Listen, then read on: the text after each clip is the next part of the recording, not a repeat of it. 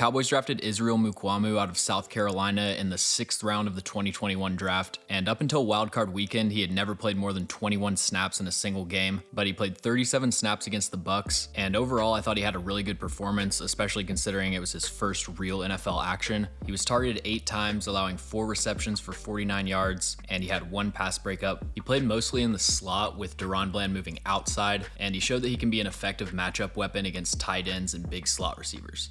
Before we get into the video, make sure to like and subscribe. Also check us out on all our social medias. You can find the links for those in the description below. We've never really seen a defensive back like Israel Mukuamu. He's over 6'4", 212 pounds, and he has the 2nd longest arms out of every active defensive back in the NFL. Dallas clearly has a type when it comes to drafting these lengthy defensive backs.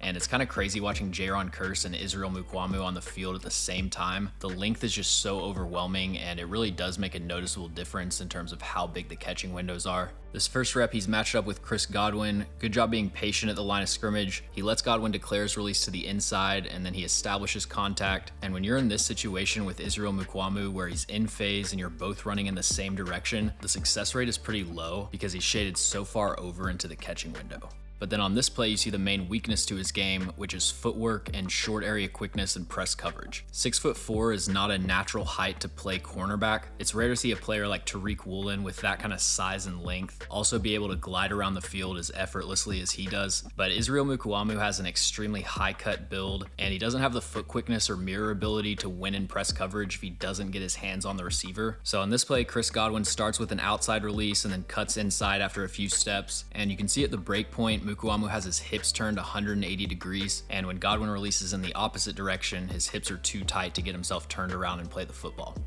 This is a nice 2-play sequence to show how Mukuamu improved as the game went on. The Cowboys are in zone coverage, and Mukuamu is responsible for the middle hole. He does a good job establishing contact as the route's developing behind him so that he can keep his eyes on the quarterback and slide in front of the catching window. But when he feels this deep crossing route develop, he needs to flip his hips and carry it down the field immediately. In this 1-second transition period, as he's going from walling off the route to getting his eyes back to the quarterback, he stops his feet, which allows Godwin to get a couple steps of separation, and then Tom Brady gets it there with incredible placement, just barely out of Mukuamu's reach.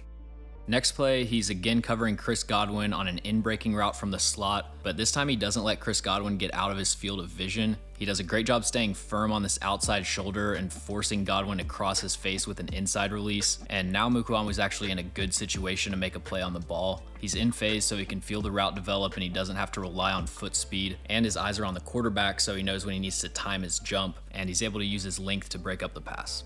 So Israel Mukuamu showed a lot of really nice things in the Bucs game, but unless he completely revolutionizes the way that he moves, I don't ever see him being a full-time starter because his skill set is just too specialized. I don't trust him in man coverage down the field, but I think having Jaron Curse and then Israel Mukuamu as a role player gives Dallas the ability to match up with length in a way that no other NFL defense really can. Thanks for watching. If you enjoy the video, make sure to like and subscribe. Also, let me know in the comments any players or teams that you'd like me to cover.